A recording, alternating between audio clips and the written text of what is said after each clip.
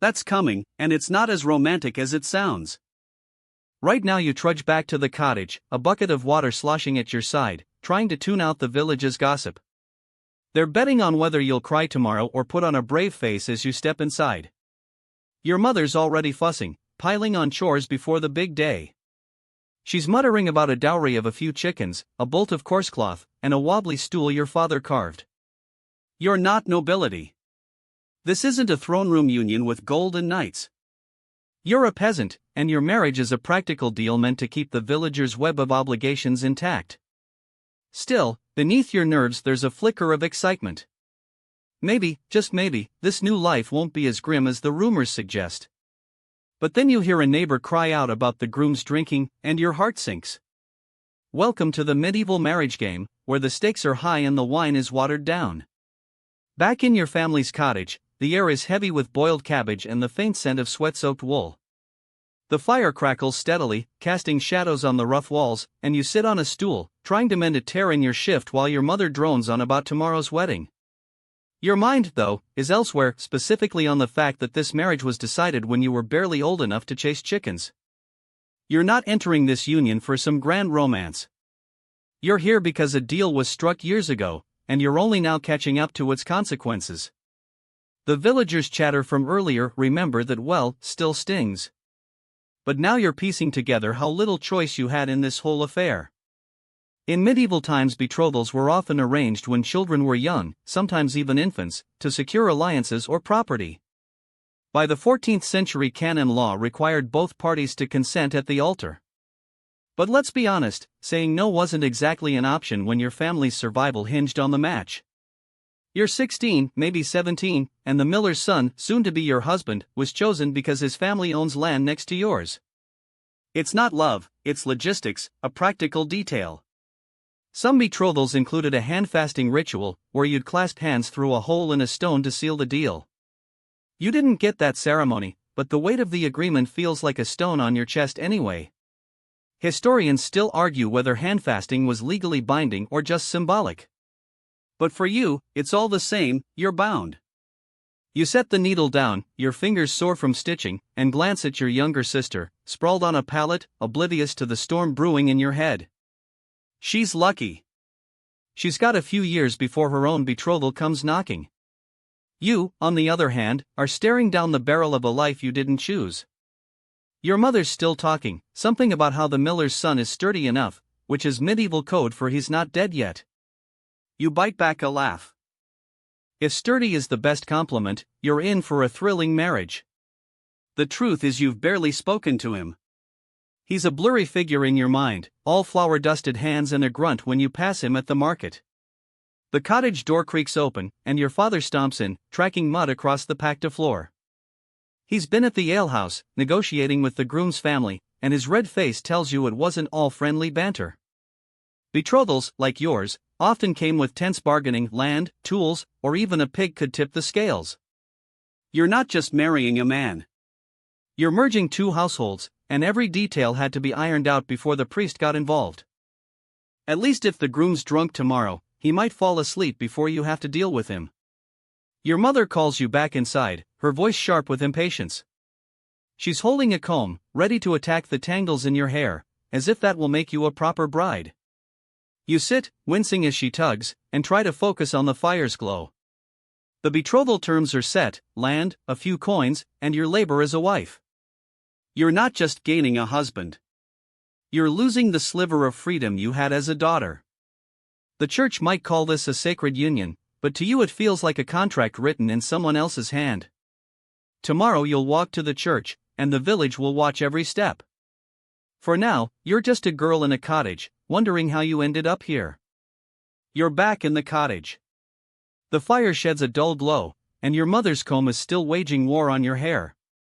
The air feels thicker, not just from the smoke, but from the weight of what's coming. Yesterday's village gossip and last night's realization about your betrothal, the stone on your chest feeling, have left you restless. Now, as dawn creeps through the cracks in the shutters, you're pressed into the next piece of this medieval marriage puzzle, the dowry. Your family's been haggling over it for weeks, and you're starting to feel less like a bride and more like a bundle of goods being bartered. You sit cross-legged on the floor, sorting through a pile of linens. Your mother insists it's part of the deal. While your father paces, muttering about the miller's latest demands, the dowry was the bride's contribution to the marriage. Often a mix of practical items, cloth, pots, livestock, and, sometimes, land or coin. By the 13th century, it was a cornerstone of marriage negotiations, especially for families like yours, scraping by in a village where wealth meant an extra goat. Your dowry isn't glamorous: a few chickens, a patched blanket, and that wobbly stool your father keeps boasting about.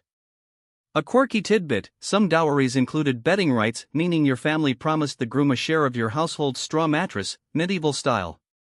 Historians still argue whether dowries empowered women by giving them leverage or just turned them into bargaining chips.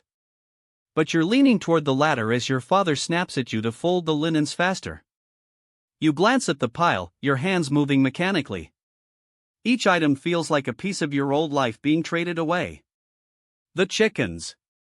They're the ones you fed since you were a kid, clucking at you every morning. The blanket. You helped your mother weave it during a winter so cold your fingers bled. You're not just bringing stuff to this marriage. You're bringing your family's survival. And the miller's family knows it. Some villages believed washing a bride's feet brought fertility, so your mother splashes water on your toes with a zeal that's frankly alarming. Historians still debate whether this foot washing was a widespread custom or merely a quirky local tradition, but you're too cold to care, you just want it over with. The water is gritty, probably from the same well you fetched buckets from yesterday, and you shiver in your thin shift. Your mother hands you a dress, a hand-me-down from your cousin's wedding, faded blue that once looked better. It's the best your family can do for days, and you're grateful, but it itches at your skin. The wool is heavy and stiff. Just slip it on, trying not to snag the loose threads, and catch a glimpse of yourself in the polished copper plate your mother props up. You look fine, you suppose, but the girl staring back feels like a stranger. Joke number 1: if this dress is your globe, you're ready to glow right back to bed. The village expects you to look the part, though, so you stand straighter. Even as your bare feet squelch in the mud, the air buzzes with activity. You hear neighbors shouting, children running, and the distant lowing of cows being herded to pasture. Your mother isn't done yet, she's weaving a crown of wildflowers into your hair, the stems prickling your scalp. It's tradition, she says, to ward off evil spirits, but you suspect it's just a distraction from the dress's fraying seams. You're starting to feel like a prop in a play you didn't audition for. Your sister lingers nearby, giggles, and says you look like a saint from the church frescoes. You roll your eyes. Joke number 2. If saints had to wear this dress, they'd have rebelled sooner, but her laughter's a small comfort, a reminder of the life you're leaving behind. Your mother steps back, appraising you like a merchant sizing up a cart of turnips. She adjusts the flower crown, then hands you a pair of worn leather shoes, another dowry item your father grudgingly included. They're a bit tight, but you're not walking barefoot to the church. That's a bad omen, and you're already dodging enough of those. The village wakes up fully now, and you catch snippets of chatter through the screen. She's not bad looking, one man says, while a woman snips, hope she's tougher than she seems. You clench your fists, wishing you could disappear. This isn't just your wedding, it's the village's spectacle, and you're the main act as you step out from behind the screen. Your mother starts listing instructions: keep your head down, during the ceremony don't trip on the church steps, and for heaven's sake don't talk back to the priest. You nod, half listening, your mind drifting to the groom. You still haven't seen him today, and the uncertainty of him, whether he'll come, be kind, drunk, indifferent. The preparations are supposed to make you feel ready, but they're just amplifying your dread. Joke number 3: maybe if you scrub hard enough you can wash away the whole wedding. For now you follow your mother back to the cottage, the dress dragging in the dirt as the village's eyes follow your every step. The church bells are ringing and there's no turning back. You're trudging through the village in the itchy blue dress, remember that hand-me-down from your cousin, clinging to your legs as you follow your mother toward the open field where the wedding feast is already spiraling into chaos. The church bells from earlier are still echoing in your head, but now they're drowned out by the roar of laughter, shouting, and the off-key wail of a fiddle. Your flower crowns are starting to wilt, one petal dangling over your eyebrow, and your too tight shoes pinch with every step. The bridal preparations left you feeling like a polished trinket, but now you're being tossed into the heart of the village's ruddiest event. If this is a feast, you'd hate to see their famine. A group of women, aprons grease-stained, pull you toward a rickety table. They're cackling, offering you a hunk of bread and teasing about how you'll need strength for tonight. You blush, wishing the ground would swallow you whole. The village's obsession with your wedding night, those well-meaning whispers, is in full force, and their jokes are about as subtle as a cow in a chapel. You take a bite of bread, dry and chewy, and try to smile. The air smells of smoke, sweat, and roasted meat, and the fiddlers are now dealing with a drunken piper, the noise making your head throb. You find a moment to slip to the edge of the crowd, leaning against an old oak tree. From here, you can see the whole scene: children chasing a stray dog, men arm wrestling over a barrel, women gossiping in tight clusters. This feast isn't just about you, it's the village flexing its unity, showing off its ability to throw a party despite lean times. But it's also a reminder of how little privacy you have. You overhear a man bet a sack of oats that you'll do your duty tonight, and you grip your cup tighter, tempted to fling it at him. Joke number 2, maybe you should have negotiated a dowry clause for some actual peace and quiet. Your mother spots you and waves you back, her face a mix of pride and exasperation. She's in her element, bustling between tables, making sure the stew doesn't run out. You're expected to mingle, to play the blushing bride, but every step feels like wading through mud. You pass a group of young men, one of them winks and says you're lucky to get the miller's boy. You force a smile, but inside you're screaming. The groom's still a mystery, and the feast's chaos isn't helping.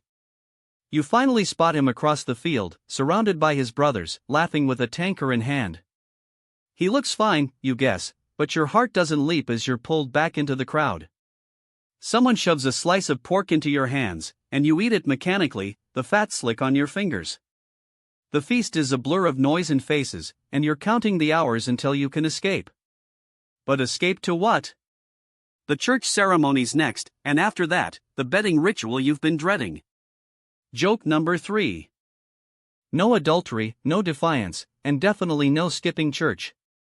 You bite your lip to keep from smirking. Joke number 2. If skipping church was a sin, half the village would be doomed. But the weight of his words lands hard. This isn't just a ceremony, it's a contract you can't break. You're handed a ring, a simple iron band, cold against your finger. It's not a symbol of love but of ownership, and the priest makes sure you know it. He's now preaching about Eve's fall, how women must submit to avoid her fate. You're tempted to roll your eyes, but the crowd's watching, and your mother's glare could pierce armor. The church's rules are clear. Your body, your labor, your future, they belong to your husband now. You think back to the feast, how the villagers' eyes followed you, and realize the ceremony's just another stage for their scrutiny. Some villages hung a sheet outside the next morning to show the bride's purity, a custom as invasive as it sounds. Historians still argue whether this was universal or regionally varied, but right now you're just praying. Your village skips the sheet part. The crowd laughs, signaling they're ready for a show. You're being led down the path, the ground uneven under your pinching shoes, torches flicker, casting jagged shadows, and the air smells of burning pitch and spilled ale. The groom's mother, a stout woman with a crow-like voice, is leading the charge, shouting for everyone to keep up. You catch her eyeing you, as if sizing up whether you're worth the barley her family demanded. Your own mother is whispering last-minute advice, something about lying still and praying, but it's drowned out by a group of men singing a bawdy song about a farmer and his plow. You blush, wishing you could bolt. Joke number 1. If this is a plow song, you're ready to plant yourself in a different village. The miller's house looms ahead, its thatched roof sagging like a tired brow. You've been here before, fetching a flower, but now it feels like foreign land. The crowds press closer, their breath hot with ale and excitement. You glance at your husband, he's staring straight ahead, jaw tight, and you wonder if he's as nervous as you are. Nobody's asked either of you what you want. This ceremony is for the village, not you. You think back to the priest's lecture about duty and try to steady your breathing. The bedding ritual's purpose is to ensure the marriage is complete, but it feels like a public trial, and you're the evidence. Some bedchambers were sprinkled with herbs like lavender to encourage the couple, though the stench of unwashed villages probably overpowered any floral vibes. Historians still argue whether the herbs were for luck or to mask the room's funk. But you're too distracted to notice any scent beyond sweat and smoke. You take a shaky step toward the bed as the crowd's chatter swells. Your mother-in-law's barking orders, "Make room, step back," though nobody's listening. Your husband's brothers are still at it, one of them sloshing ale as he toasts to a fruitful night. You want joke number 1, if this is fruitful, you'd rather plant turnips. Your mother stands near the door, a mix of worry and resignation on her face. You catch your sister's wide eyes soaking up the chaos as a drunk uncle leans against the bed frame, making it creak. And you're hyper-aware of every sound, every stare. Privacy is a myth here, and you're living proof. You glance at your husband, hoping for a glimmer of solidarity, but he stares at the floor, his hands clenched. He's no more in control of this than you are, and that feels oddly comforting. The priest's talk of duty and submission from the church echoes in your mind. Yet it feels distant, drowned out by the crowd's crass jokes about bodies. Someone shouts about warming the sheets, and you force a smile, though it feels like your face might crack. The bed chambers are supposed to be where the marriage becomes real, but it feels more like a trial with you and the groom as reluctant defendants. You recall the feast, how the villagers' eyes never left you, and realize this is just the next act in their spectacle. Your mother-in-law grips your arm, drawing you toward the bed, and hands you a linen shiftener, then the dress meant for the night ahead. You clutch it, dreading the moment you'll have to change in front of this mob. The crowd chants now, a mix of prayers and lute-inspired tunes, and you're torn between laughing and screaming. Joke number 2, if this is a prayer, God's probably covering his ears. The bed straw creaks as your husband sits, the mattress sagging under his weight, and the crowd cheers as if you'd slain a dragon. You're expected to follow, but your feet feel rooted to the floor. Spiced wine sloshes in your trembling hand, the room growing warmer, torches and bodies making it stifling. You catch a whiff of something herbal, lavender perhaps, but faint, buried under the reek of ale and wool. Your mother-in-law's voice cuts through, urging you to get on with it, and you realize there's no escape. The bedchambers aren't a haven. It's a checkpoint, and the village won't leave until they're satisfied. You think about the dowry, the church vows, all the steps that led here, and wonder if you'll ever feel like more than a pawn. Joke number 3, if this is the honeymoon, you're ready for a very long nap. For now, you take a deep breath. Step toward the bed, and brace for whatever comes next in this medieval circus. You're in the miller's cramped bedchamber, the straw mattress, that sagging, herb-sprinkled thing, creaking under your husband's weight as he sits, looking as uncomfortable as you feel. The crowd's packed in tighter than a sack of grain, their torchlight dancing on the walls, and the air thick with ale fumes, sweat, and the faint whiff of lavender fighting a losing battle. You're still clutching the thin linen shift. Your mother-in-law thrusts you forward, your knuckles white around the spiced wine cup. The bedding ceremony reaches its peak, and you're the center of attention, with every villager, from giggling sisters to ale-soaked uncles, watching like hawks. Your dress feels like a prison, and the thought of climbing into that bed with this mob staring makes your stomach lurch in medieval Europe. The bedding ceremony was the village's way of ensuring the marriage was sealed, often with witnesses lingering to confirm the couple's duty done. By the 14th century, this was less about romance and more about legal proof of dowry, that meadow, those chickens, all hinging on this moment. A quirky tidbit, some communities had a bedding song, a rowdy chant to inspire the couple, and you cringe as the crowd starts a slurred version about plowing fields and sowing seeds. Historians still argue whether these songs were meant to bless the union or just embarrass everyone involved.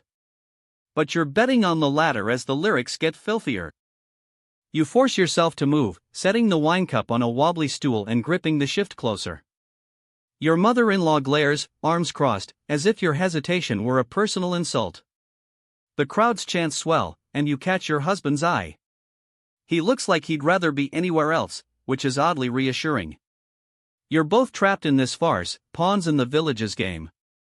You think back to the priest's stern lecture about the marriage debt, and wonder how anyone could feel anything but dread in this chaos. Joke number 1. If this is debt collection, you'd rather owe the miller a lifetime of flour. The women in the room, your mother, the groom's aunts, a few nosy neighbors start fussing, urging you to change into the shift. You glance at the bed, its blanket frayed and lumpy, and realize there's no private corner to slip into. You're expected to strip here with every eye on you.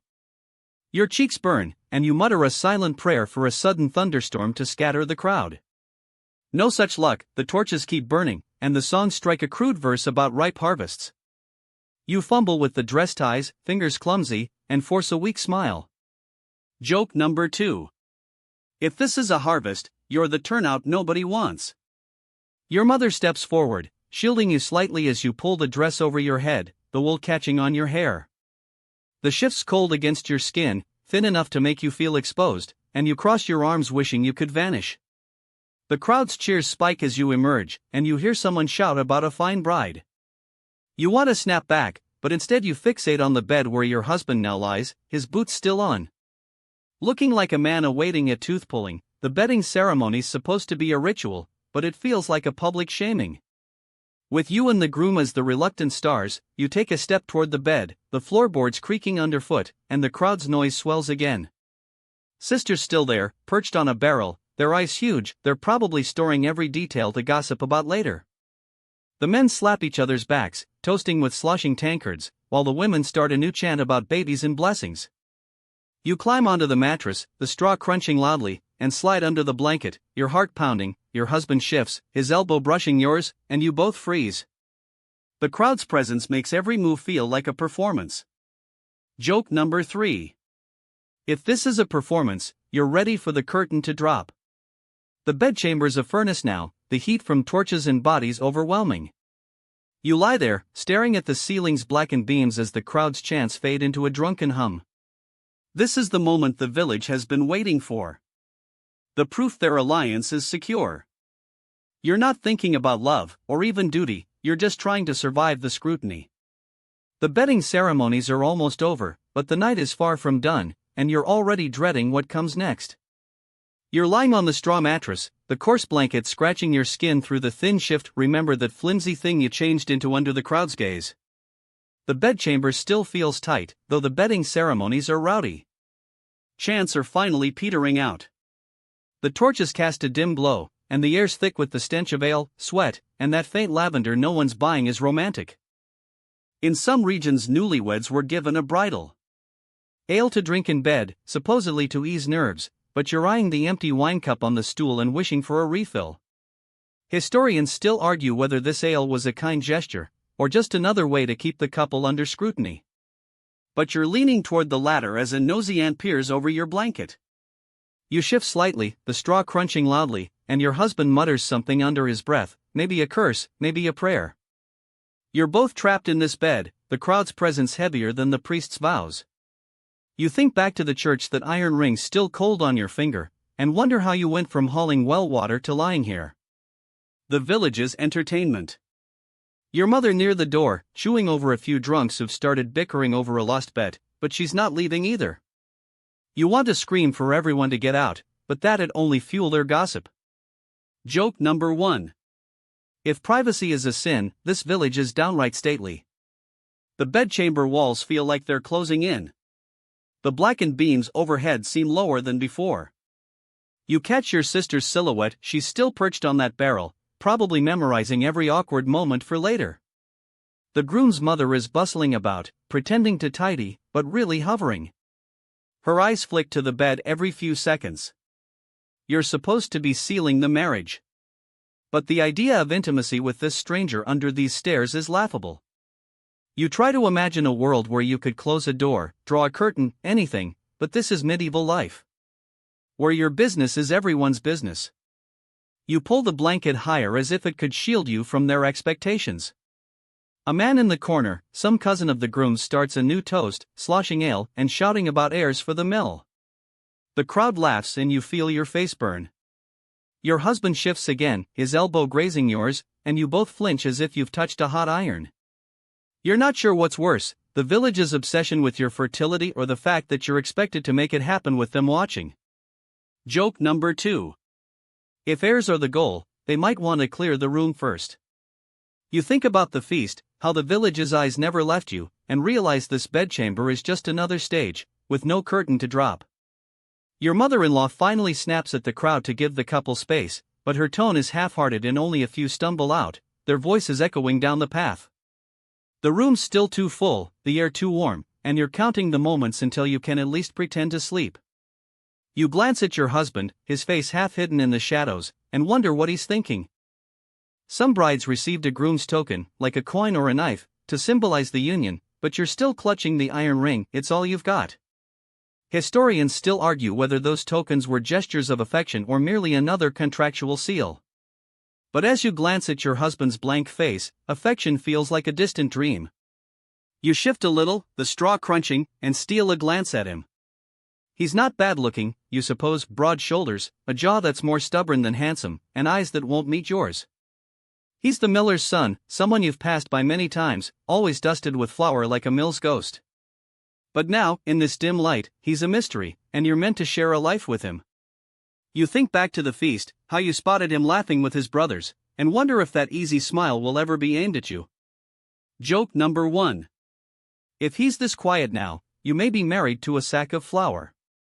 The room's quieter, but your mother's still lingering by the door, pretending to fuss with a basket of bread. Your sister's gone, probably dragged off to bed, and the groom's mother is dozing in a corner. Her supervision, defeated by a hail. You're not truly alone. Privacy's still a fantasy, but it's close enough to make you hyper-aware of every creak, every breath.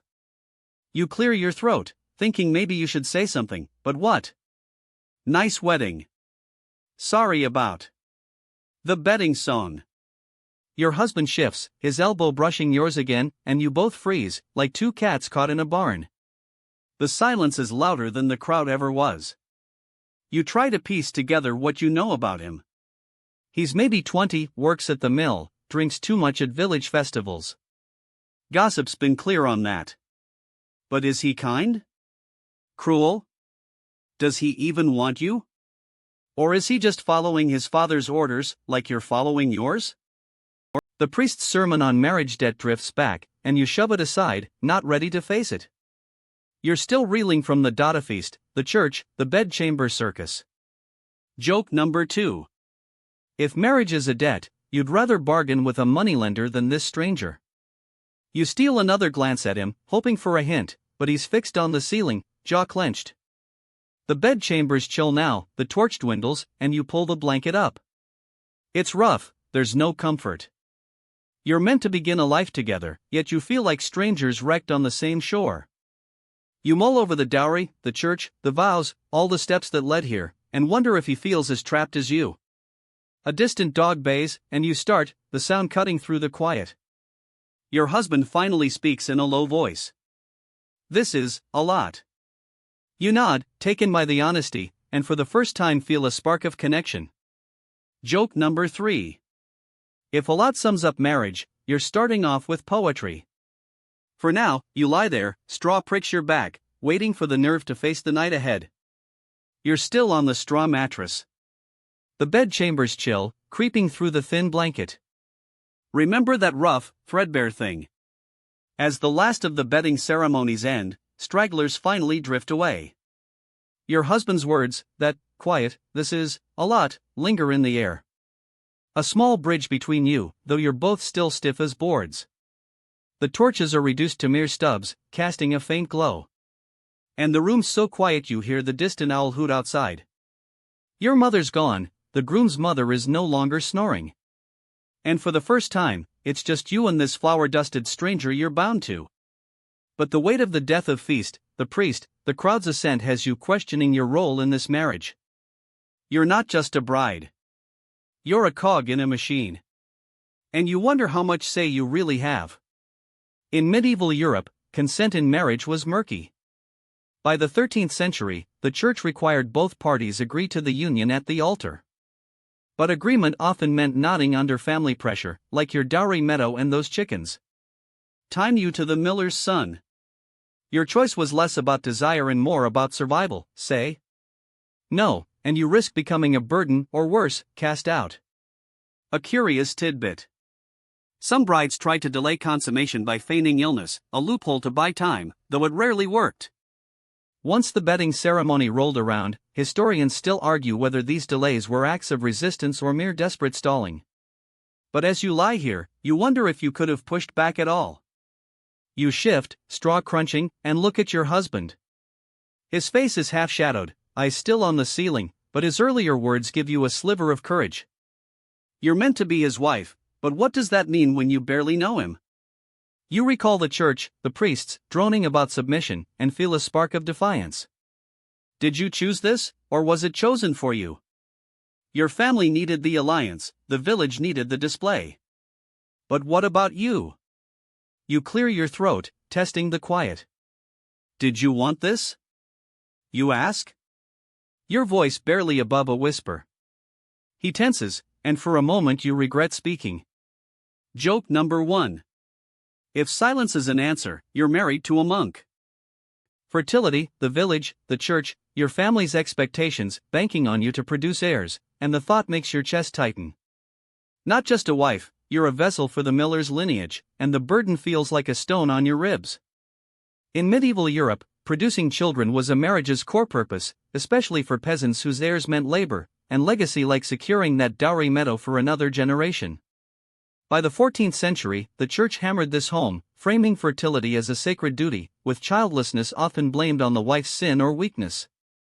A quirky tidbit: some villagers believed tying a red ribbon around a bride's waist during the wedding boosted fertility, and you're pretty sure your mother slipped one under your dress, though it's doing nothing for your nerves. Historians still argue whether these rituals were heartfelt or just desperate grasps at control in a world where childbirth was a gamble, but lying here, you feel the pressure like a physical force. You shift, stop poking your side, and stare at the ceiling's blackened beams. Your husband's breathing is steady, but you're wide awake, your mind racing. The priest's lecture about marriage debt wasn't just about intimacy, it was about babies, and lots of them. You've heard the village gossip: women who don't conceive, or whispers about it, pitted or worse, shunned. You think back to the feast, those women teasing about strength for tonight, and realize they weren't just joking, they were sizing up your womb. Joke number 1: if babies are the goal, you'd rather be tasked with herding the village's goats. You glance at your husband's back, his tunic still on, a flour smudge on the shoulder.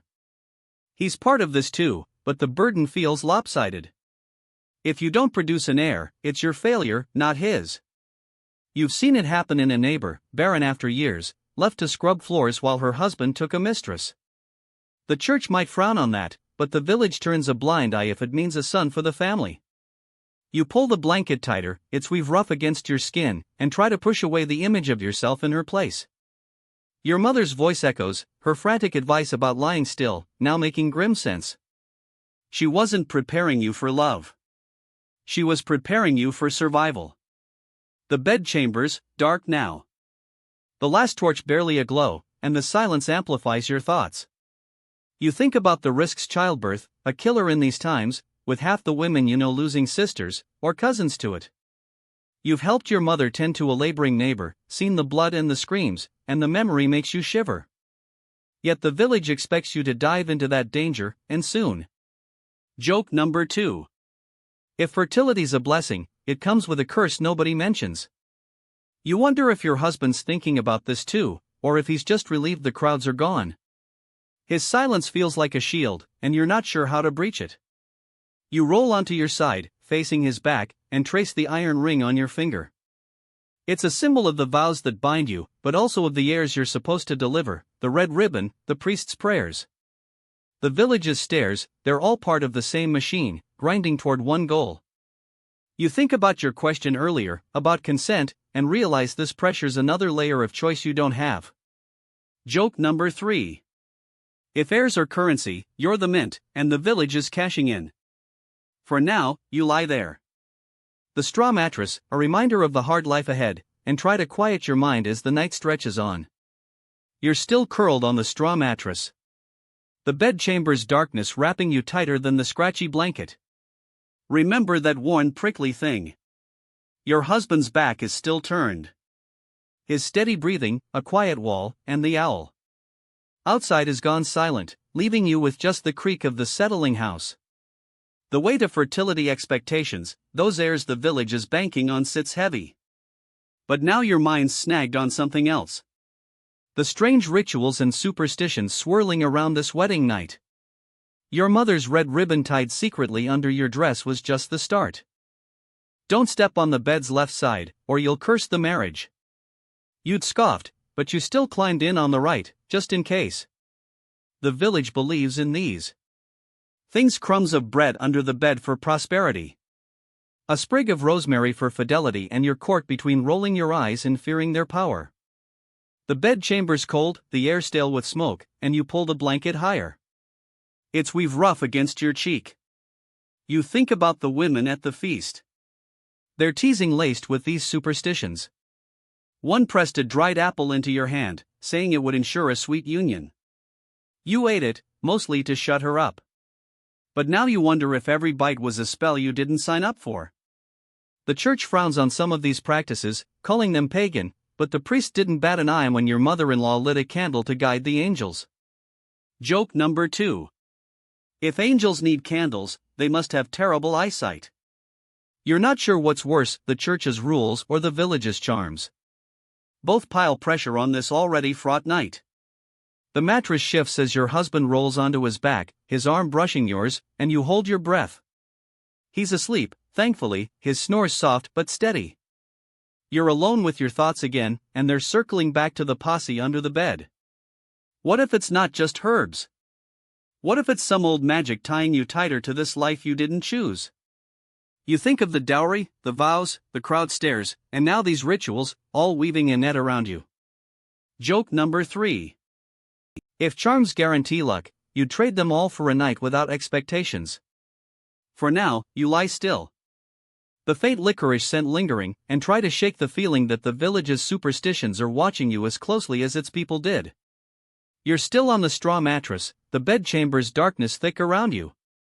The scratchy blanket, remember that coarse, patched thing, offering little warmth against the creeping chill. Your husband's soft snores fill the quiet. A steady rhythm that's oddly grounding after the whirlwind of superstitions swirling in your head. Those fertility posies and red ribbons still nagging at you. The faint licorice scent from the herbs under the bed lingers. But now your thoughts are shifting to the bigger force behind this marriage, the church. Its rules, stricter than any village charm, have shaped every step of this day. From the priest's lecture to the iron ring on your finger, you're lying there, staring at the unseen beams above. Realizing this night isn't just about you, your husband, or even the villagers, about the church's iron grip on your soul and your vows.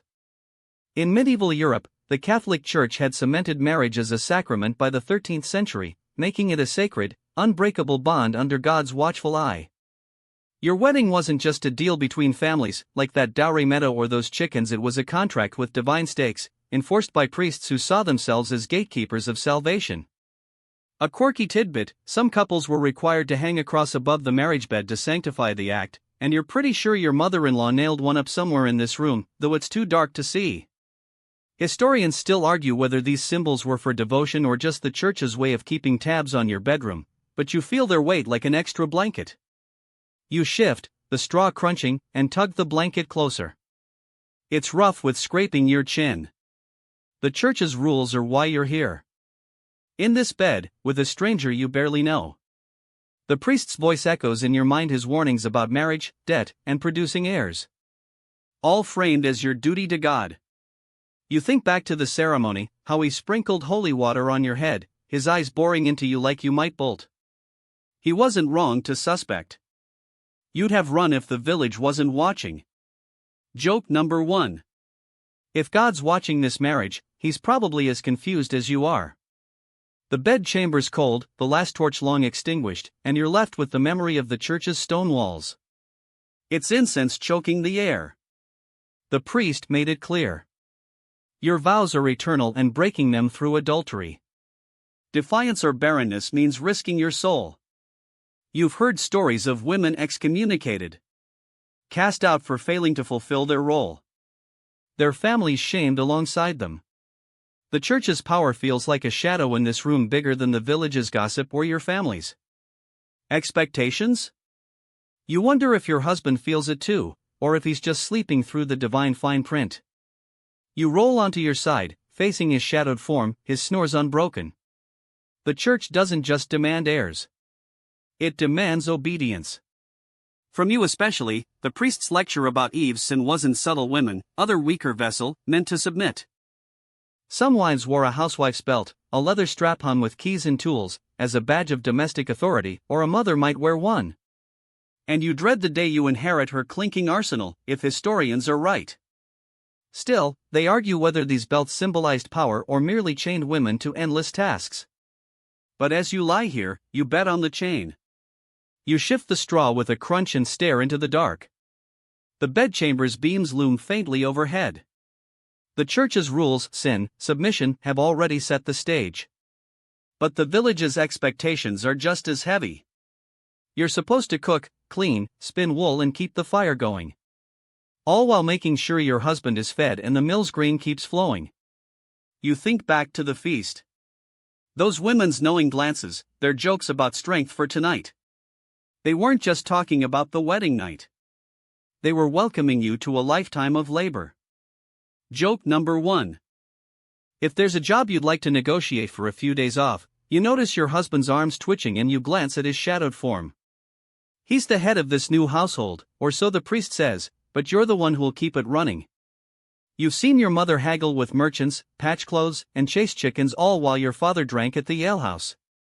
The village might call him the master, but she's the backbone, and now that's your role. You pull the blanket tighter, its weave scratches your neck, and you wonder how you'll manage. You're barely 17, and the thought of spinning enough wool to clothe a family, or worse. Battling with the mill's own father makes your head spin faster than a spindle. The bedchamber's silence is broken by a distant creak. Maybe the house settling. Maybe a mouse.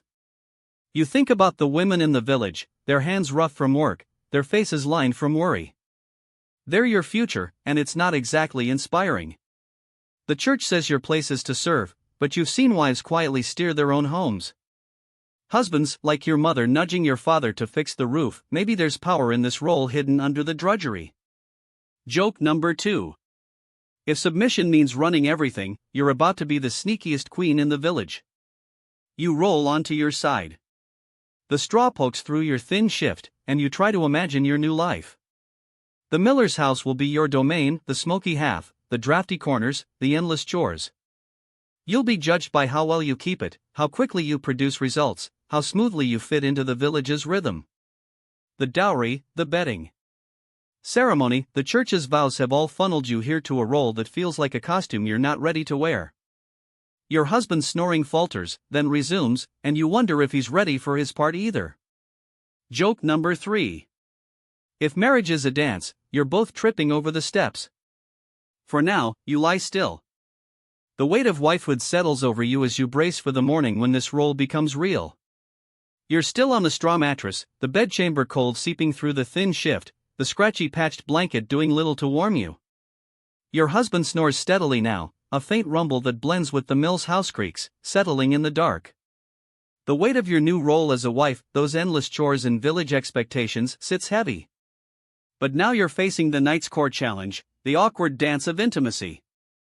The church's rules, the fertility expectations, the bed, the crowds, the body, the chance, they've all led to this moment, where you're supposed to seal the marriage with a stranger you barely know. Your heart's pounding and the silence feels like a held breath, waiting for something to happen. In medieval Europe, consummation was the linchpin of a marriage's validity. Especially for peasants like you, unions like that dowry meta were about securing alliances and heirs. By the 14th century, the church viewed the marriage debt as a mutual obligation. But the pressure fell harder on women, whose worth was tied to fertility. A quirky tidbit, some couples were fed spiced possets, warm drinks laced with herbs, to stir the blood before the act. The mother-in-law's spiced wine was probably meant for this, though it's left you more queasy than amorous. Historians still argue whether these drinks were aphrodisiacs or just placebo courage. But as you lie here, you're wishing for anything to ease the tension. You shift, the straw crunching loudly, and glance at your husband's shadowed form. He's still asleep, his arm flung across the blanket, oblivious to the storm in your head. You're supposed to, what? Wake him. Wait, the priest's lecture about duty looms, but the reality feels like a chasm. You've heard whispers from older women, vague hints about lying still or enduring, but nobody's told you how to navigate this with a man you've barely spoken to. You think back to the bedding ceremony. Those crude songs about plowing fields, and you feel your face heat. Joke number 1, if this is a field you're not ready to be plowed. The bedchamber's dark, the last torch long gone and the faint licorice sent from the posy under the bed, is all that's left of the village's rituals. You pull the blanket higher, its weave rough against your skin, and try to steady your breathing. Your husband stirs, his snores faltering, and you freeze. Half hoping he stays asleep, intermission's supposed to bind you, but it feels like a test you haven't studied for. You remember your mother's red ribbon, the church's cross overhead, and wonder if they're meant to guide you or just remind you of the stakes. The village expects heirs, the church expects duty, in your court in the middle with no script to follow. Your husband rolls onto his back, his eyes half open now, glinting in the faint moonlight seeping through a crack in the shutters. He mutters something, maybe your name, maybe a curse, and you tense, your heart racing. You awake, he asks, his voice thick with sleep. You nod, then realize he can't see, and whisper. Yeah, the silence stretches awkward as a misstep in a dance. You're both supposed to know what comes next, but neither of you moves. Joke number 2, if this is a dance, you're both waiting for the music to start. You think about the spiced wine, the poise, all the props meant to make this easier, and wonder why they feel so useless. He shifts closer, his arm brushing yours, and you flinch, not out of fear but sheer uncertainty. He pauses, sensing it, and for a moment you're grateful he's not pushing. The church says this is your duty, but it's hard to feel anything but exposed, lying here in this cold, creaky bed. You think about the village's stairs, the dowries, wait, and realize this moment's just another step in their plan. You're not ready, and maybe he isn't either. He clears his throat, then says, "We don't have to, not tonight." It's a small mercy, and you exhale, the tension easing slightly. Joke number 3, if duties are debt, you're both filing for bankruptcy. For now, you lie still, the straw poking your back. And let the night's awkwardness settle into something almost bearable. You're still on the straw mattress, the bedchamber's chill, biting through the thin shift. The scratchy blanket, remember that rough, frayed thing, offering little comfort. Your husband's words that quiet "we don't have to. Not tonight," linger like a rare kindness, easing the tension of the awkward intimacy you'd been dreading. His snores have resumed, soft and steady. And the faint moonlight slips through the shutters, casting a pale glow over his flower-dusted shoulder. The night's grown quieter, but you're wide awake, your mind shifting from the bedchamber's pressures to the village outside. Even now, with the bedding ceremony over, you feel their eyes, those same gossips from the feast. The church, the well, and every move of yours is watched. You're not just a wife, you're their story, and they're waiting to see how it unfolds. In medieval Europe, villages were tight-knit, and a newlywed's life became public property, especially when a marriage joined dowries, kin, and land. By the 14th century, the community's scrutiny didn't end at the wedding.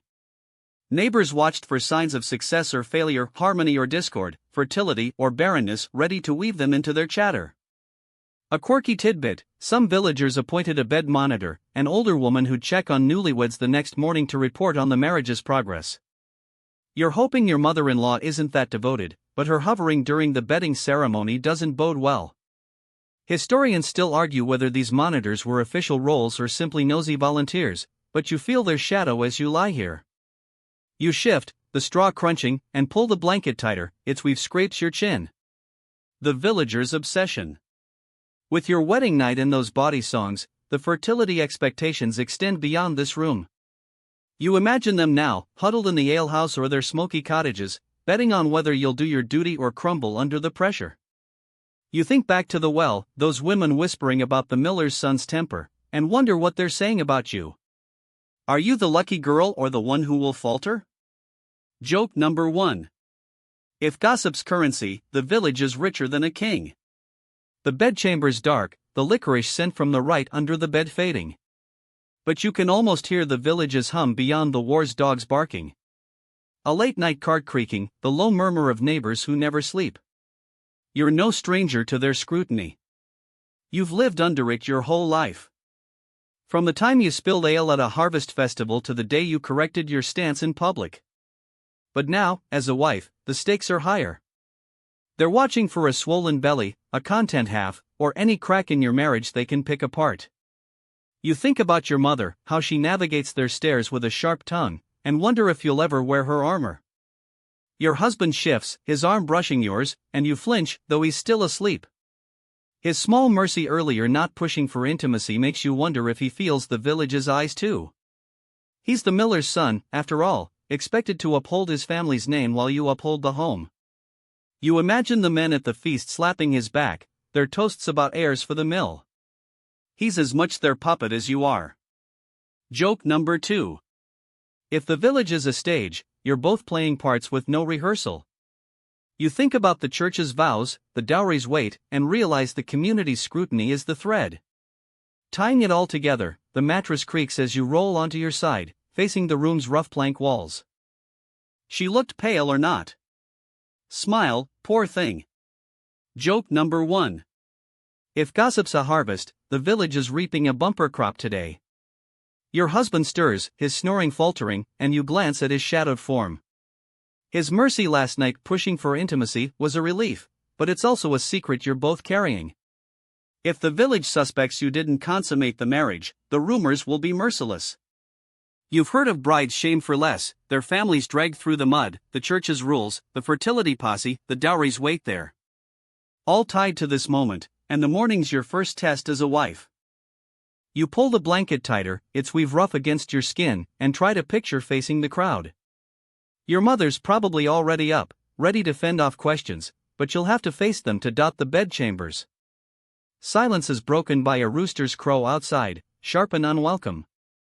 You think about your mother-in-law, her eagle eyes during the bedding ceremony, and wonder if she'll be at the door soon, demanding proof of something. You've heard horror stories of sheets paraded through the village, cheers for bloodstains, and you pray your village isn't that barbaric. But even without sheets, the women will watch your face, your walk for clues. You think about the feast, those women's teasing about strength, and realize they're your judges now, ready to dissect your every move. Joke number 2. If scrutiny's a game, you're the village's favorite pawn, your husband rolls onto his side, his eyes half open and mutters, "Morning, already." You nod, your throat tight, and he rubs his face, flour still smudged on his jaw. He doesn't say more, but his silence feels less hostile now, like you're both bracing for the same storm. You're supposed to step out as a united couple, but you feel like strangers thrown into a play with no lines. The church says you're one flesh now, but the village wants proof, and you're not sure how to fake it. Joke number 3. If marriage is a performance, you're both forgetting your cues. For now, you lie still, the straw poking your back, and steel yourself for the morning scrutiny. Knowing the village's eyes are already sharpening. You're still on the straw mattress. The bedchamber's chill, clinging to you, despite the scratchy blanket. Remember that worn, coarse thing. Pull tight, the faint gray light seeping through the shutters has grown brighter and the rooster's crow from earlier is now joined by the village stirring outside, cartwheels creaking, a dog barking. Your husband's awake rubbing his face, his flour-smudged jaw catching the dim light after muttering about the morning. The morning after scrutiny you've been dreading, those village eyes, waiting to judge your every move, looms closer. But now you're facing a new reality, household duties. You're not just a bride anymore, you're the mistress of this miller's house.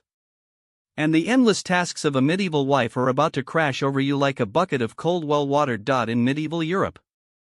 A wife's role was the backbone of the household, especially for peasants like you, where managing the home, cooking, cleaning, spinning wool was as crucial as the miller's grain for survival. By the 14th century, a new bride was expected to dive into these duties immediately, proving her worth to her husband's family and the village, all while tied to alliances like your dowry's meadow, a quirky tidbit. Some brides were gifted a household charm like a carved wooden spoon. To bring luck to their chores, your mother-in-law left one on the hearth and you're already dreading its symbolic weight. Historians still argue whether these charms were tokens of support or just reminders of your new burdens. But you're leaning into the burden, half-slumped across the smoky room. You shift the straw, it creaks, and you sit up, the blanket slipping to your waist. The bedchamber is cold, air stale with last night's torch smoke, and you can hear your mother-in-law's steps thudding outside the door. She's probably expecting you to stoke the fire, fetch dough, or at least look like you know what you're doing. You recall your mother's frantic preparations, her fussing over your dress, her whispered advice, and realize she's training you for this moment, not the wedding night. You're meant to take charge of this house, its drafty corners and meager stores, while the village watches for any stumble. Joke number 1. If running a household is an art, you're still sketching stick figures. Your husband swings his legs off the bed, the frame creaks, and he pulls on his boots, silent but less tense than last night. You wonder if he expects you to leap up and start boiling porridge, like the perfect wife the priest described. You've helped your mother with chores your whole life, milking cows, patching clothes, but this is different. This is your half now, your responsibility, and the miller's family will judge you by how well you keep it burning. You glance at the wooden spoon on the half, its carved handle glinting in dawnlight, and feel a pang of dread. You're not ready to be your mother, not yet, but the village doesn't care. You stand. The floorboard's icy under your bare feet, and you pull the thin shift closer, wishing for your old dress, itchy as it was. The bedchamber's a mess from the bedding ceremony, a wilted flower in your crown, and you're already itching to tidy it. You only need to delay facing the world outside. You think about morning after gossip, the women at the well will dissect your every move, and realize your household duties are your first public test. If the fire goes out, if the bread's too tough, the village will know by noon. Joke number 2.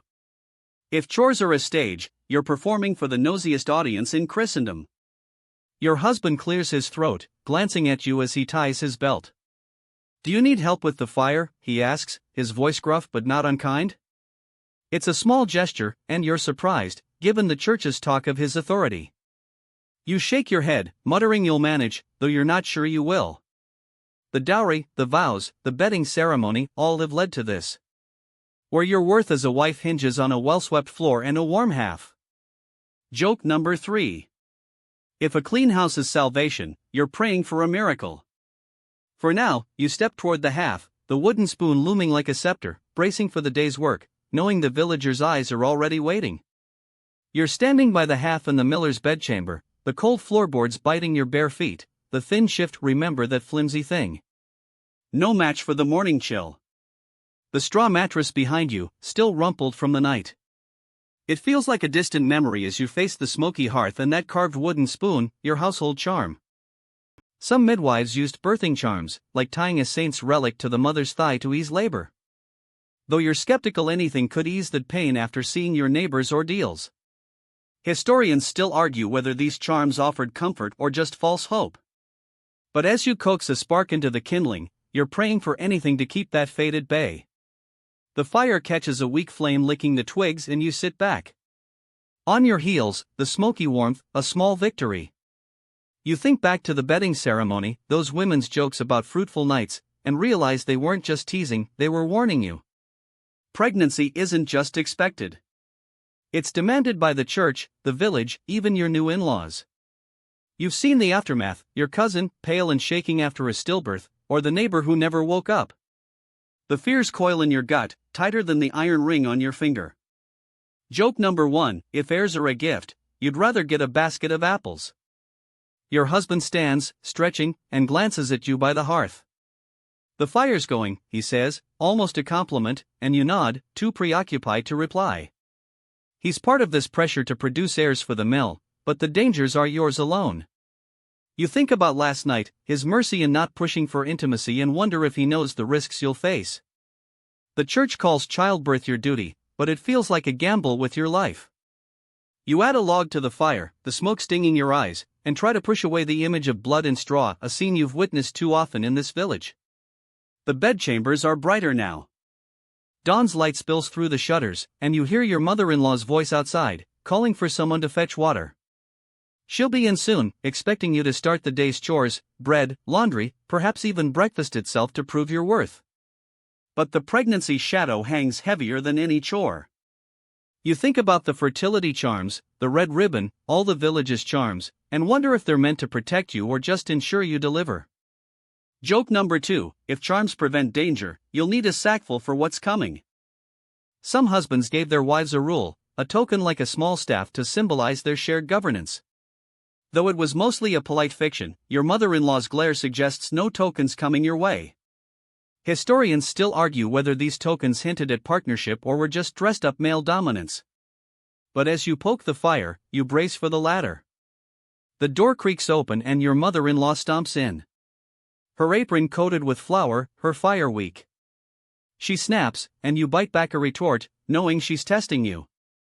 You think back to the bedding ceremony, her hawk-like stare, and realize she's not just judging your chores. She's judging how well you'll submit to her son. Your husband's authority isn't just his. It's hers, too, until you prove yourself. You add a log to the fire, sparks flare, and you feel the weight of his roles settle over you. He's the miller's son. The man will decide when you eat, sleep, or speak, and you barely know him. Joke number 1.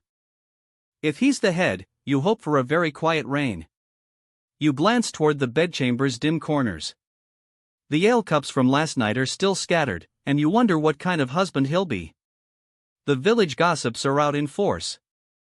Whispers about his temper nip at you. But the mercy he showed last night, not pressing for intimacy, gives you a glimmer of hope. Still, church rules are clear. He's your lord now. Defiance could mean a beating, or worse, a shame that would bleed to your family. You've seen wives with bruised arms, their eyes averted, and the thought makes your hands tremble as you sweep ash from the hearth. You think of your mother, how she nudges your father's decisions with a sharp word, and wonder if you'll ever have that knack. Your mother-in-law's hovering still, muttering about the bread you should have started. You nod, grabbing a sack flour, probably from your husband's mill. You start measuring it, fingers clumsy. His authority here as well. If the bread's bad, it's your fault, but he'll shoulder the blame for a poorly run house. You think of the dowry, the church vows, the village's eyes, everything propping up his power over you. Yet last night he seemed as trapped as you, a pawn in the same game. Joke number 2. If he's the king, you're both stuck in the same checkmate. The fire grows stronger now, heat warming your face. But the bedchamber feels smaller, walls closing in under his weight. You hear a shout outside, maybe your husband, maybe a neighbor, and you flinch, half expecting him to burst in with orders. The church says you're one flesh, but he's the one with the voice. You knead the dough, your hands sinking into its stickiness. Try to imagine a life where his authority doesn't feel like a yoke. Joke number 3. If obedience is a virtue, you're about to be the least virtuous wife in the village. For now, you focus on the bread, the wooden spoon, your only ally. Brace yourself for the moment he returns, knowing his word will shape the day ahead. You knead dough by the hearth. The bedchamber's smoky warmth is a faint shield against the morning chill. The thin shift, still that flimsy thing, sticks to your skin as you work, the straw mattress in the corner a distant memory. The scratchy blanket left in a heap, while the carved wooden spoon on the hearth watches like a stern overseer. Your mother-in-law's gone, her parting jab about the bread still stinging, and the weight of your husband's authority, his church-backed rule over this house, looms as you shape the dough. But now, as the village hums outside, you think of the women who've lived this before, their advice or lifeline, you're desperate to grasp.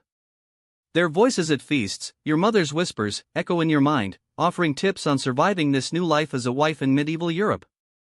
Experienced wives are a bride's best resource, passing down practical and emotional knowledge. Those women's knowing looks as they pressed bread or apples into your hands, their words layered with advice. Keep it half hot, but don't burn the stew, or smile at him even when he's wrong. Your mother's voice was the loudest, her warning to bend like a reed in the face of your husband's authority. She's navigated your father's moods for years, and you're starting to see her strength in a new light. Joke number 1, if bending's a skill, your mother is the village champion. You glance at the bedchamber door, half expecting your mother-in-law to barge back in. But it's quiet, save for the village's morning bustle, children shouting, a cow lowing. You think about your neighbor Agnes, a wily woman with a crow's laugh who cornered you at the well last week. Don't argue in public, she'd said, but whisper your way in private. Her husband's a drunk. Yet she keeps their cottage spotless and her children fed. Her advice feels like a map, but you're not sure you can follow it. You add flour to the dough, your hands steadier now, and wonder how many brides before you leaned on these women's words to survive. The fire crackles, spitting a spark onto the floor, and you stamp it out, your bare feet cold against the boards. You think about the bride's bundle in your shift. It's a reminder of the women rooting for you, even if their advice comes with a side of scrutiny. Agnes also warned about the village gossip, those eyes waiting to judge your bread, your belly, your marriage. You're starting to see the balance, take their wisdom, but guard your heart. Joke number 2, if advice is a stew, you're drowning in everyone's secret ingredients. You shape the dough into a loaf, your hands finding a rhythm, and feel a flicker of confidence fueled by their words. Your husband's still at the mill. His authority a shadow you'll face soon enough. But the women's advice, your mother's, Agnes, even the feast's teasing, gives you a spark of agency. You think about the dowry, the church vows, the bedding ceremony, all pushing you into this role, but these women are showing you how to carve out space within it. Love, the church, the dowry, the bedding ceremony all have been about duty, but could affection, perhaps even a slow spark, grow with this flower-dusted stranger you call husband? In medieval Europe, love and marriage was often an afterthought, especially for peasants like you, whose unions were for survival, not sentiment. Dowries in fields were forged for survival, not sentiment. By the 14th century, the church framed marriage as a sacred duty, with love as a bonus, not a requirement, though tales of courtly romance trickled into village gossip, planting dreams of something you can't imagine. Dreams of something more, a quirky tidbit. Some couples exchanged tokens of love like a braided cord or a polished stone as private signs of hope. Your mother mentioned your father gave her one, though you've seen no sign of it in their bickering. Historians still argue whether these tokens were common among peasants or just noble fantasies. But as you poke the fire, you wonder if love could bloom in this millhouse marriage, too. You're in the room, this millhouse home, the fire crackling, its heat warming your face and your gaze. At the bedchamber door, half expecting your husband to return. You think back to last night, his quiet mercy, not pressing for intimacy, his muttered, "This is a lot," and feel a flicker of possibility. He's not the stuff of minstrel songs, but there's a coarse honesty in him that's not terrible. You've seen couples in the village, like Agnes and her drunk husband, who seem to share a weary fondness carved out over years of hardship. Could that be you someday? Joke number 1, if love's a crop, you're planting it in rocky soil, you turn back to the dough, checking its rise, the yeasty scent grounding you. The church says love is obedience, but your mother's ancestresses, elders, bend like reeds and hint at something else, a slow dance of covenant.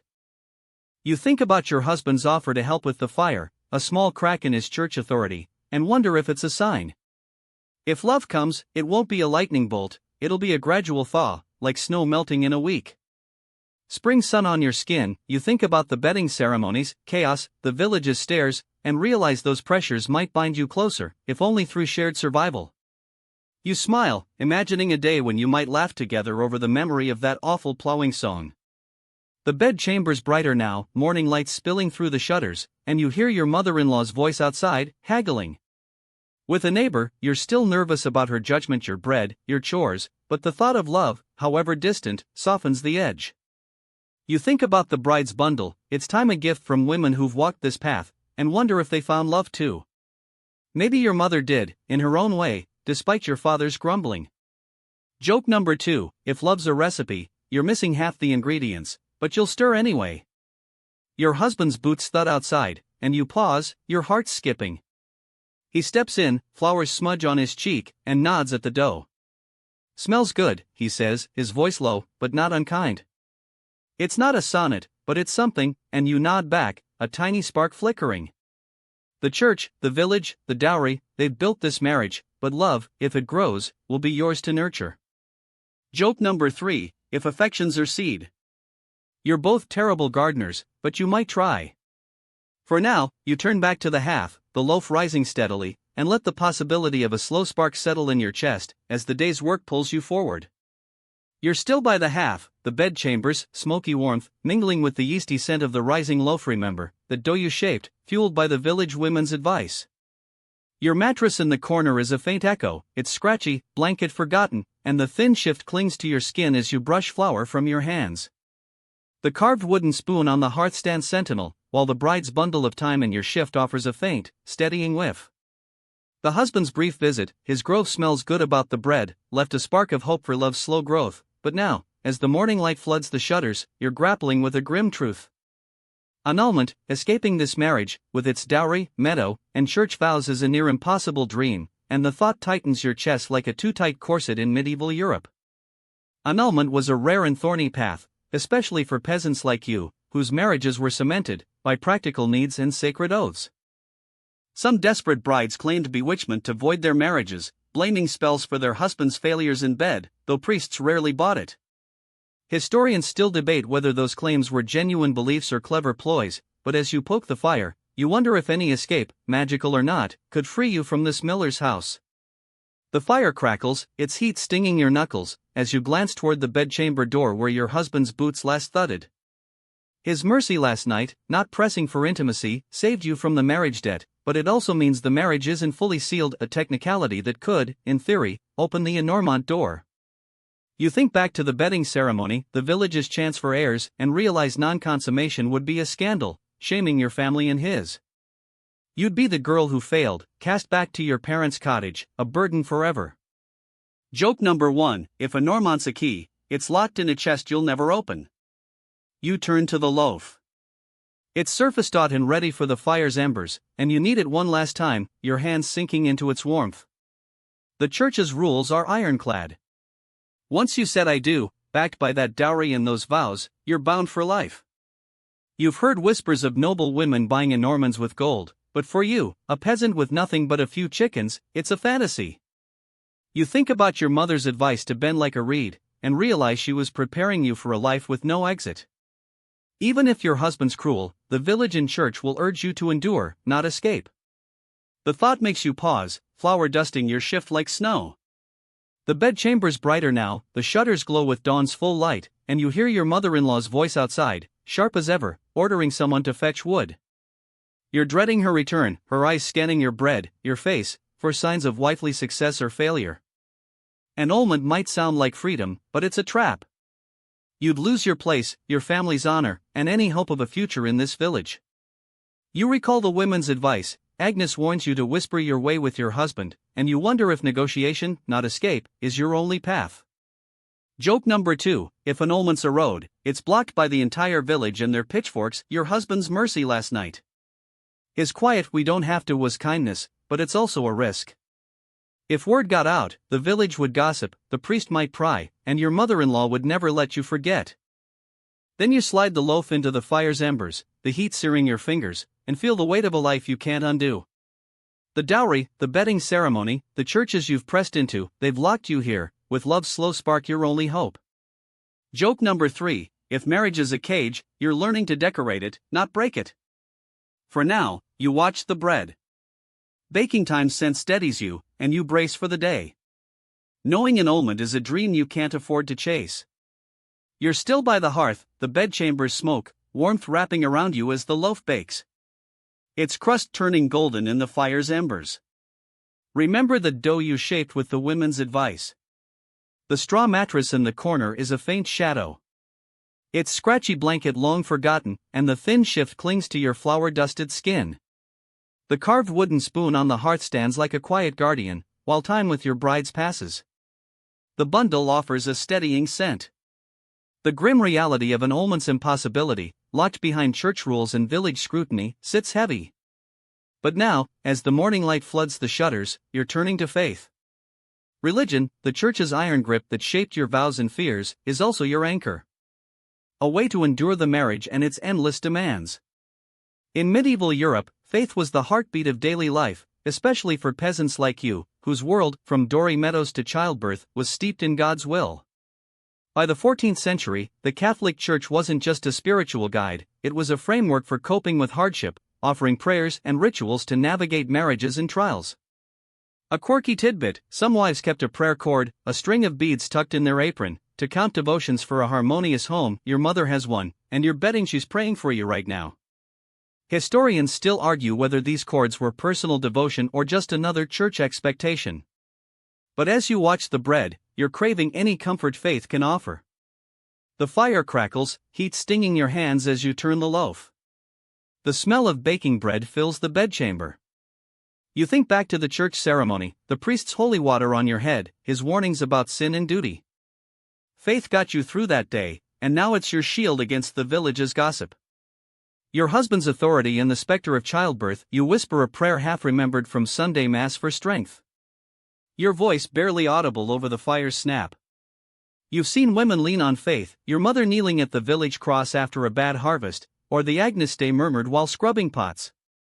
Joke number 1: if prayers fix marriages, you'll be chanting until next harvest. For courage, for a spark of love, for survival. Joke number 2: if God's listening, he's got a long list from this village. Your husband's boots thud outside, and you tense, bracing for him or your mother-in-law to barge in. Faith says trust in God's plan, but it's hard when that plan includes a stranger and a village full of gossip. You think of the prayer cord, the holy water, the cross above the bed, weaving faith into this marriage. They're not just rituals, they're lifelines that help you face the hearth, the chores, the life ahead. Joke number 3: if faith moves mountains, you're hoping for a hill or two in this marriage. For now you've wrapped the loaf in a cloth, the times have steadied your nerves, and you lean on the quiet strength of prayer as the days close in. You're still by the hearth, the bedchamber's smoky warmth fading as the fire dies down. The golden loaf, remember the bread you baked, rests on a cloth beside the carved wooden spoon. The straw mattress in the corner is a distant memory, its scratchy blanket abandoned, and the thin shift clings to your flour-streaked skin. The faint scent of the wedding preparations lingers, a quiet anchor as you lean on prayer to face this marriage's weight, dowry meadows, church vows, and village scrutiny. But now, as the morning's bustle grows louder outside, your thoughts drift to folklore, the strange tales and superstitions that fill the gaps where faith and duty leave off. These stories whispered by the village women shape how you see this wedding night and the life ahead. In medieval Europe, folklore was a living thread, especially for peasants like you, weaving magic and meaning into daily life alongside the church's rules. By the 14th century, tales of fairies, spirits, and charms were as real as the harvest, offering explanations for love, luck, or loss in a marriage like yours. A quirky tidbit: some villages believed a bride should sleep with a sprig of hazel under her pillow to dream of her husband's true heart. Your mother slipped one into your hand at the feast, and it's probably lost in the bed in chaos. Historians still argue whether these tales were harmless, fancy, or a quiet rebellion against the church's grip. But as you sweep ash from the hearth, you are wondering what truths they hold. The embers glow faintly and you pause. The brooms bristle, scratching the floorboards. You think back to the bedding ceremony. Those body chants laced with older, stranger undertones, hints of spirits, blessing or cursing the bed. Agnes, the crawling neighbor, once told you a tale of a bride who forgot to leave milk for the good folk and woke to a soured marriage. You'd scoff then, but now, in the bedchamber's quiet, you're half tempted to check the corners for unseen eyes. Joke number 1: if fairies ruin marriages, they're worse gossip than the village. The stories feel alive, they're magic, a counterpoint to the church's stern prayers. You glance at the bedchamber's door, where your husband's boots last sounded, and wonder if he knows these tales. The men at the mill probably swapped their own stories of bewitched wives or charmed crops. You think about the hazel sprig, the fertility posse, the red ribbon, all blending faith and folklore into this marriage. Your mother's voice echoes, her warning to mind the old ways alongside her prayers. And you realize she's hedged her bets, trusting both God and the unseen. The village women's tales of brides, who won love by tying knots in moonlight, or lost it by spilling salt, feel like a map, if you could just read it. You set the broom aside, the half clean, and feel a shiver. Not entirely from the cold. The bedchamber's bright now, morning light streaming through the shutters. And you hear your mother-in-law's sharp voice outside, scolding a child. Folklore says her kind meddling in loss of might be changelings in disguise, and you smirk at the thought. You think about the wedding night, your husband's mercy, and wonder if a tale could explain his kindness or predict his future moods. The church calls love a duty, but folklore whispers it's a spell, fragile and fickle. Joke number 2: some families hung a lineage cloth, a woven strip listing ancestors, above the hearth to remind couples of their duty. Your mother-in-law's has one, frayed and faded, glaring at you from the wall. Historians still debate whether these cloths were prideful displays or subtle pressures. But as you touch the door's rough wood, you feel the ladder pressing down. You pause, the bedchamber light bright with morning sun, and glance back at the loaf, its crust a small triumph. If legacies are tapestry, you're weaving with threads you can't see, for now you linger by the hearth, the time's lending grounding. You brace for the day, knowing the village's hopes for your line are as heavy as the stairs. You're lingering by the hearth, the bedchamber's smoky warmth fading as the embers dim, the golden loaf, remember that bread you baked, a triumph of women's wisdom wrapped tightly in the cloth beside the carved wooden spoon. Some wives carried a survival knot, a small cord tied with prayers or charms, tucked in their sleeve for strength. Your mother's advice to bend like a reed came with one. Now, knotted in your shift beside the time. Historians still argue whether these knots were spiritual aids or just tokens of grit. But as you sweep the hearth's ash, you cling to their promise of endurance. The fire's nearly out, and you poke the embers, the wooden spoon nearby, a silent ally.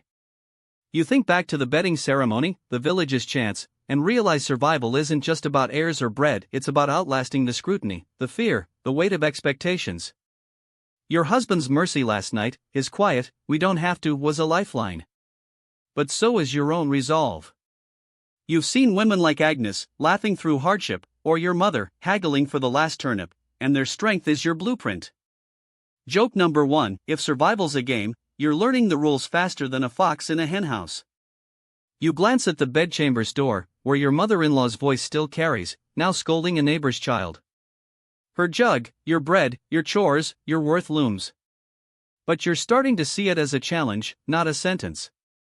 The church's vows, the dowry at stake, the folklore's tales, they've shaped this marriage, but survival means carving your own path within it.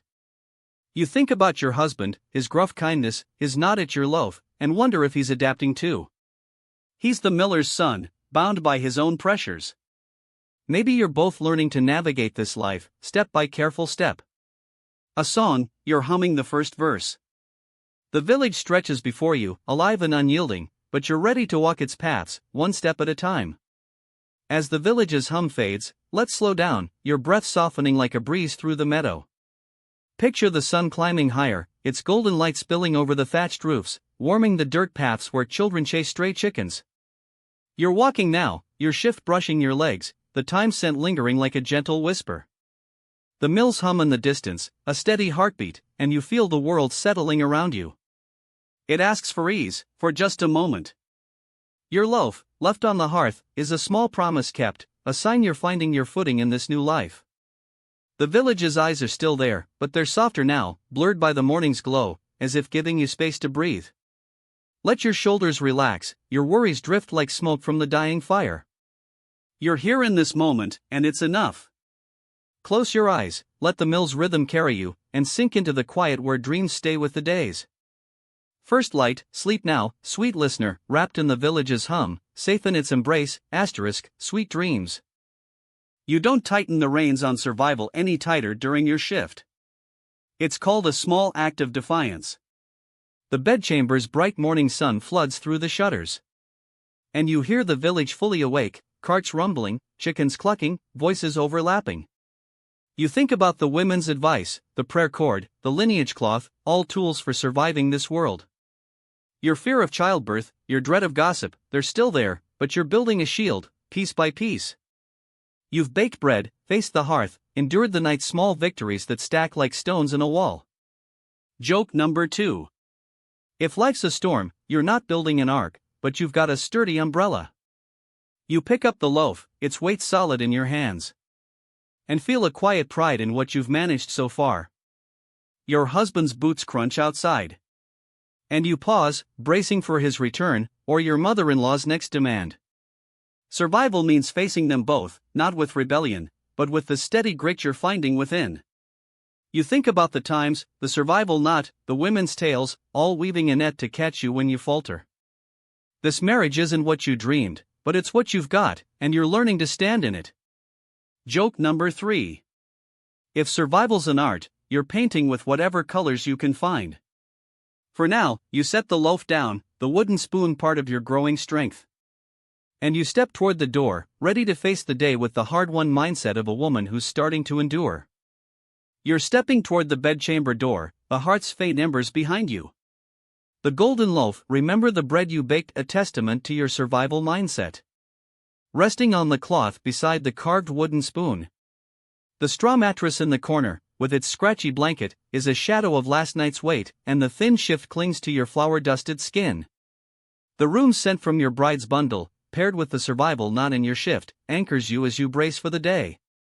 The villages clamor in voices, chickens fill the air. But now, as the morning sun streams through the shutters, you're pausing to reflect.